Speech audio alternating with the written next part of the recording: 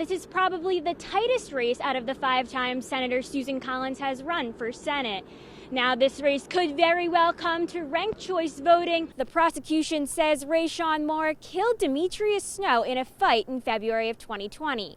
But his defense attorney argues that Moore was there, but is not the killer. It is very underwhelming for a Black Friday. Usually, people are lined up hours in advance. Protesters gathered at the corner leading up to Puritan Medical Products hours before Trump was set to arrive. Loom recommends having a water source, such as a garden hose, nearby if you plan to burn. Customers are also excited to be able to push their carts down the store's aisles once again. Macmillan says that sparklers can burn up to 1,100 degrees, so a way for children to protect their hands is with a cup. The snowmobiling season started off slow, but all it took was a little snowfall for people to get riding. Now, just like the line from Forrest Gump goes, life is like a box of chocolates. You never know what you're gonna get. And that proves to be true when you open up these boxes of chocolates. Casey recommends getting a snow brush that extends so you can reach the top of your car. Heavy rain and wind gusts ripped throughout the state Monday night and throughout the day Tuesday, knocking down trees and leaving many residents with no power. A Bangor judge set bail at $10,000 for a man from Levant who has been charged with breaking into a Bangor home and then assaulting the owner. A handful of New Yorkers got a rare treat on Saturday, a live in-person performance from members of the Metropolitan Opera. According to a statement from the Maine Drug Enforcement Agency, the trio was arrested as the result of a months-long investigation. And a group of English musicians had their first recording session with their new name 58 years ago today, and they called themselves the Beatles. Just a little band. I think I've heard of them. Yeah, they sing a couple of popular songs. Yeah, just a few.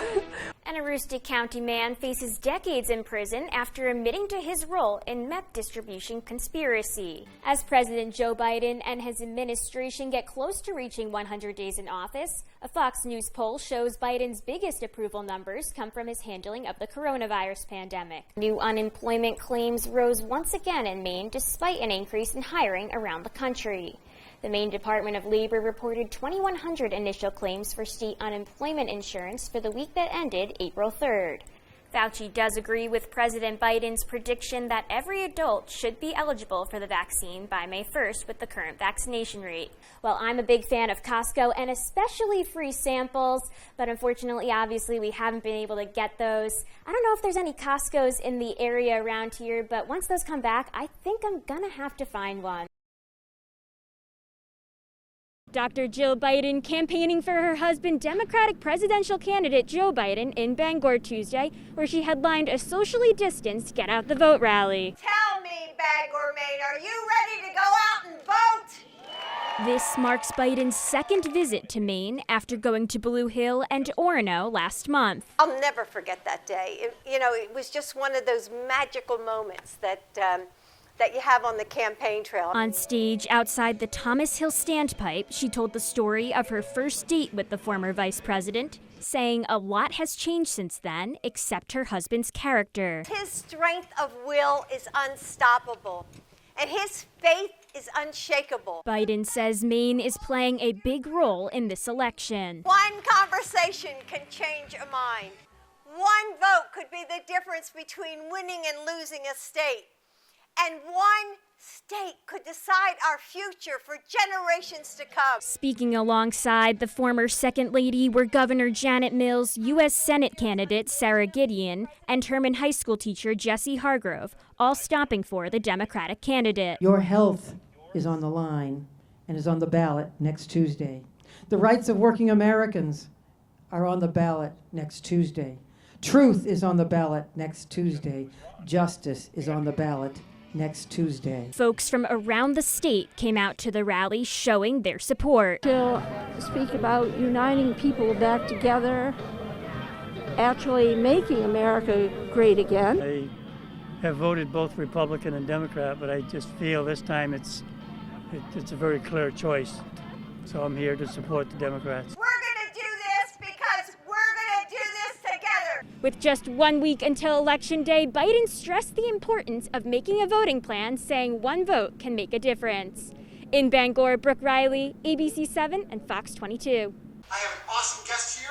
Your never going to guess who's here. Many people use TikTok on a daily basis, and one business owner is taking advantage of its popularity. About 90% of my business is currently coming from TikTok. Bruce Graybill, who owns Cider's Woodcrafting in Brewer, says he used TikTok for about 2 years until one of his videos went viral. I did the video of the epoxy river and the floor, and that kind of blew up, and now people are seeing my cutting board side of what I do, and that's starting to blow up on TikTok. I have a video that's going viral with a butterfly in it. Graybill thinks his business increased simply by people scrolling through the app. It's a way to shop too and see get behind the scenes of what's actually going on. And then they also get to see, my personality as well. It's been awesome. It's honestly a lot of fun because Bruce is definitely an outgoing person. And if you're wondering what the Viking hat that Graybill wears in all of his TikToks is about, it's to promote his friend's hat business, A Bee in My Bonnet. He's been selling the hats, and it's really good advertising, and this part is really fun.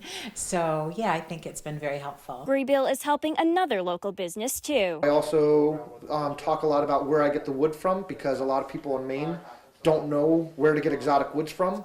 So I talk about Acadia hardwoods as well. He says it's more important than ever to be there for other businesses. Small businesses need to be able to help each other out and kind of have each other's back. It is the lovely lady Kathy from A Bee in My Bonnet. In Brewer, Brooke Reilly, ABC 7 and Fox 22.